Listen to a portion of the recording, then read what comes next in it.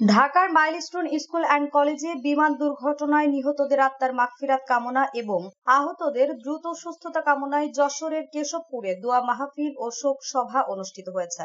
শনিবার ২৬ জুলাই সন্ধ্যায় উপজেলার গৌরীঘোনায় বিএনপির রাষ্ট্র মেরামতের ৩১ দফা প্রচার কমিটি এ আয়োজন করে। এতে প্রধান অতিথি বক্তব্য রাখেন কেন্দ্রীয় বিএনপির সহ ধর্ম বিষয়ক সম্পাদক অমলেন্দু দাস অপু। গৌরীঘোনা ইউনিয়ন বিএনপির সাবেক সাংগঠনিক সম্পাদক মনিরুল ইসলাম মনুর সভাপতিত্বে দোয়া মাহফিল পরিচালনা করেন হাফেজ শামসুল আলম।